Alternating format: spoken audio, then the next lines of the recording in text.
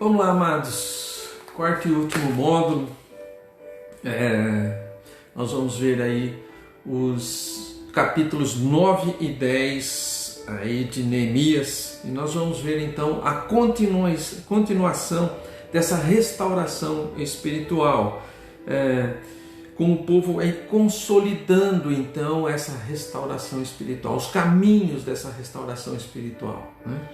Então, no capítulo 9, amados, nós vamos ver que o povo se ajunta mais uma vez. Então, depois de terem vindo várias vezes ali para aprender a palavra de Deus, depois de estarem se regozijando, se alegrando, né, na festa aí do início do ano judeu, depois a festa dos tabernáculos, né, mais um período aí de 7 dias eles estavam aí passando, né, lembrando daqueles que passaram no deserto, que ficaram no deserto, que moraram no deserto, né, morando então em cabanas que eles fizeram, em tendas. Então essa festa dos tabernáculos, depois no dia 24 do 7º mês, então diz a palavra que eles voltam, né, e agora para um momento de arrependimento e um momento de confissão diante de Deus. Então veja aí o capítulo 9, nós vamos ler apenas o primeiro versículo aí, para entender isso que eu coloquei como introdução. Ele diz assim: no dia 24 deste mês se ajuntaram os filhos de Israel com jejum e pano de saco, e traziam terra sobre si.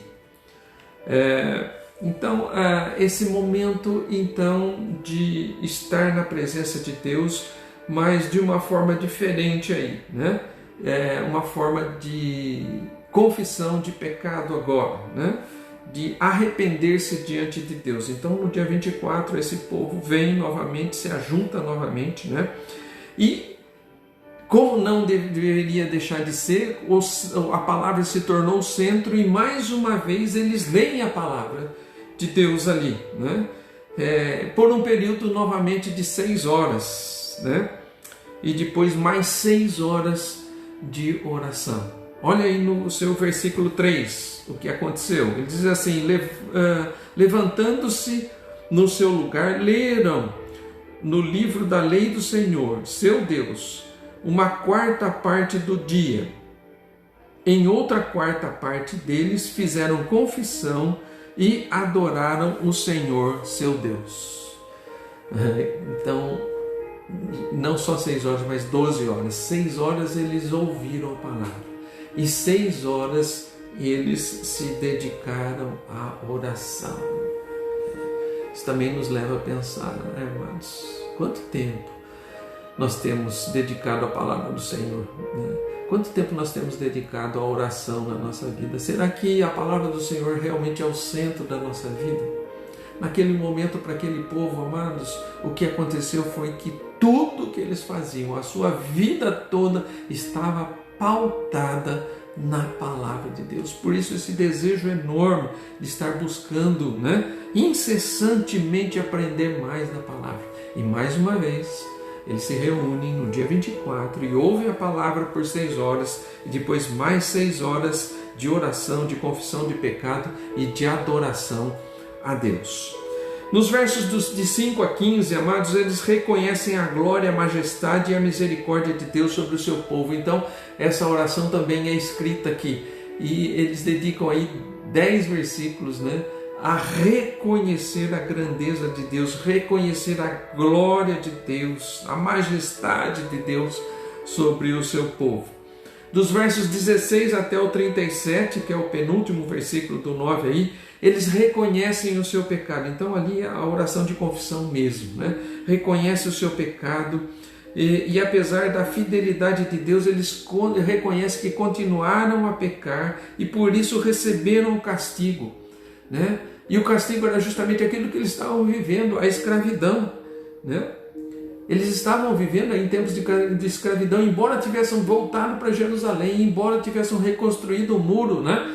Agora eles estavam na fase de colocar o pé no chão e saber realmente quem era o Deus, e por isso eles começam a orar entendendo e exaltando o nome do Deus que eles tinham. e agora entendendo também e confessando que a situação que eles estavam vivendo de escravidão, mais uma vez, né, era resultado do pecado e do afastamento da palavra de Deus. Tudo isso eles colocam em oração diante de Deus e na sua confissão. Já o capítulo 10 vai falar sobre as consequências dessa restauração espiritual. Então, nós vimos ali, eles voltam no dia 24, ouve a palavra por 6 horas, mais 6 horas de oração, reconhecendo o seu pecado, reconhecendo que é o seu Deus e por que é que eles estavam naquela condição, né? E depois, então, aí a confirmação, a afirmação de tudo isso, né? no capítulo 10. O povo, então, ele manda escrever um documento que vai assinado pelos príncipes do povo, pelos levitas e pelos sacerdotes. As autoridades, eles fazem um documento disso, um documento da situação que agora eles queriam viver, um documento em que eles dizem realmente: Senhor, nós queremos obedecer e para obedecer nós vamos fazer isso, e colocam num documento. E as autoridades assinam esse documento. Olha lá o último versículo do capítulo 9, dá uma olhadinha aí, o versículo 38 do capítulo 9, olha aí o que está dizendo aí. Ele diz assim: por causa de tudo isso era a leitura da palavra, o reconhecimento de quem era Deus e também a oração de arrependimento e confissão. Então, por causa de tudo isso, estabelecemos aliança fiel e o escrevemos, e selaram-na os príncipes, os nossos levitas e os nossos sacerdotes. Então, é isso que eu estou dizendo. Depois de eles terem passado por esses períodos, ter terminado o muro, ter ouvido a palavra pela primeira vez, ter se entristecido, depois comemorar a festa das trombetas, depois logo em seguida a comemoração da festa dos tabernáculos, depois um momento de contrição e confissão no 24º dia, quando eles ouvem a palavra novamente, 6 horas na presença de Deus orando, mas isso não fica só na palavra, eles colocam isso num documento escrito e assinado por todas as autoridades do povo de Deus. Então isso é digno de nota, né, amados? Nós vamos ver aí que isso é muito impressionante, o resultado de tudo aquilo que a palavra de Deus fez na vida dessas pessoas, né? O povo também, além das autoridades, o povo todo consente com esse documento, né? Ou seja, eles também corroboram esse documento e jura perante Deus que andariam na sua lei. Veja aí, o capítulo 10, versos 28 e 29. Veja aí, depois de falar que fizeram um documento, todos aqueles que assinaram, eles fazem a lista daqueles que assinaram, e depois diz no verso 28, o resto do povo, os sacerdotes, os levitas, os porteiros, os cantores, os servidores do templo e todos que se tinham separado dos povos de outras terras para a lei de Deus, suas mulheres, seus filhos, suas filhas, todos os que tinham saber e entendimento, firmemente aderiram a seus irmãos, seus nobres, convieram numa imprecação e num juramento de que andariam na lei de Deus, que foi dada por intermédio de Moisés, servo de Deus, de que guardariam e cumpririam todos os mandamentos do Senhor nosso Deus, e os seus juízos e os seus estatutos. Isso é interessante, amados, né? Nós vamos ver aí que esse povo, então, eles fazem um juramento por escrito agora, né?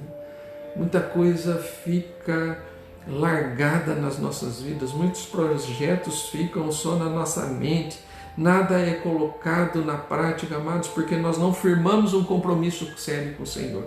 E esse povo chega a ponto de fazer um documento que as suas autoridades assinam, tem a relação, o nome de cada um que assinou esse documento naquela época e também o consentimento do povo, né? Jurando que iria realmente obedecer todos os mandamentos do Senhor. Os versos 30 até 39, amados, é o resumo das condições da aliança ou do compromisso que eles firmaram com Deus. Então, para a gente saber o que tinha no documento, versos 30 a 39. Nós não vamos ler, mas se você quiser saber o que realmente tinha lá, né, versos 30 a 39, todo o juramento que eles fizeram, tudo aquilo que se continha naquele documento. E aqui, amados, é interessante ver como um movimento que começou com o povo pedindo para conhecer um pouco mais da palavra de Deus, se tornou ou se transformou com um forte compromisso de obediência àquilo que tinha se ouvido e que tinha se compreendido. Então, um movimento que começa lá pedindo para ouvir mais da palavra de Deus, agora se torna um compromisso formal, né? Se a gente pudesse dizer hoje, um compromisso registrado em cartório, né? Para que aquilo tivesse peso realmente de lei, para que as pessoas obedecessem.